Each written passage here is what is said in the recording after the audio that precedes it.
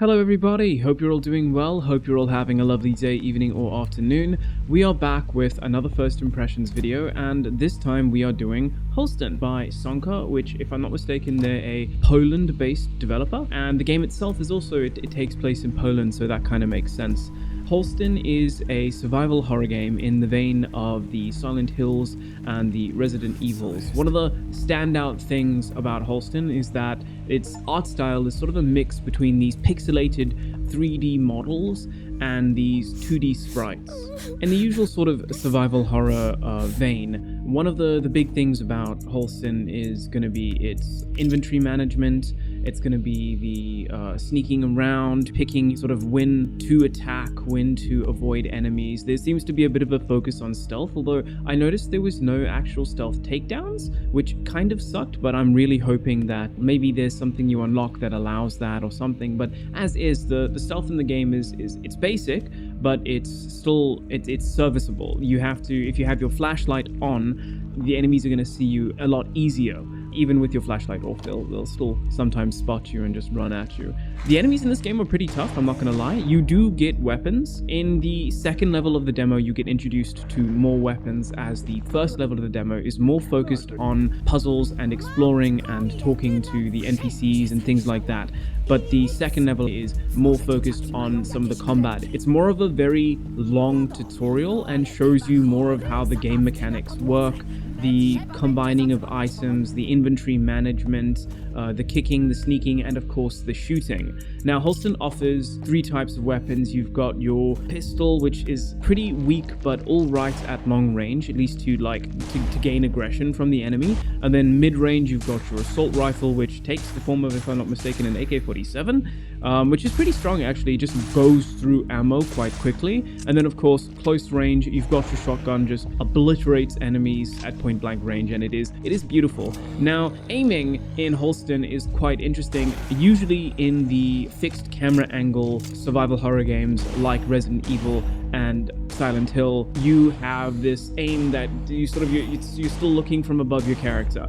But that's where Holstin takes a bit of a change there. Holstin isn't specifically fixed camera angle. In fact, it's not fixed camera angle at all. Holstin is more just purely isometric. You can move the camera around by pressing LB and RB, and so aiming actually takes you to third person. You actually get down close to your character and close to your enemies and aim like that. And I thought that was quite interesting. It was kind of different to see that sort of isometric take rather than just going for tank controls and fixed camera angle.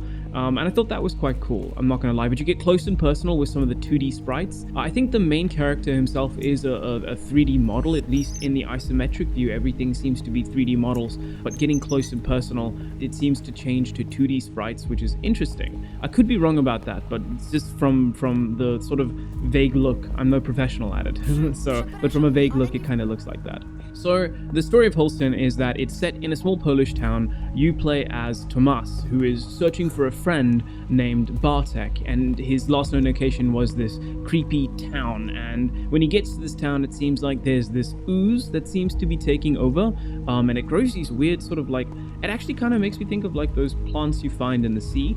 So it kind of looks like that, but it's this ooze that makes people kind of go insane, turns them into monsters. At one point, it seems to even kind of make them not quite undead, but they can function without a head.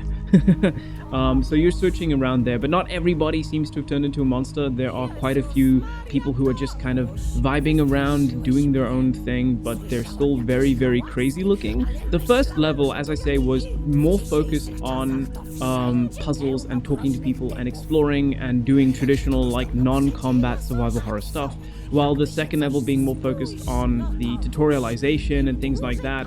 You speak to this tour guide, I guess, to an extent, and he's very meta. I'm not sure if that's going to carry on into the full game. But yeah, that's something I like as well, is it's got this very deadpan humor, and I'm quite enjoying that. And of course, the general vibe, the atmosphere of the game is very dark, quite oppressive, but I'm loving it, I'm not going to lie, and I'm looking forward to seeing where this game is going to go. I would recommend playing the second level before you play the first level, because the first level actually feels like it's a part of the game, while the second level feels like it's an extended tutorial, and then once once you finish that, you get access to a roguelike mode where you take everything that you've learned, you try and get as deep as you can in this tunnel. And that's quite interesting. It's quite fun to play. But if they manage to successfully combine the mechanics of the second level with the combat and the sneaking and all of that, with the puzzle focus and creepy atmosphere of the first level, then I think this game could be a very good contender for one of the most interesting, at least one of the most entertaining survival horror games this year.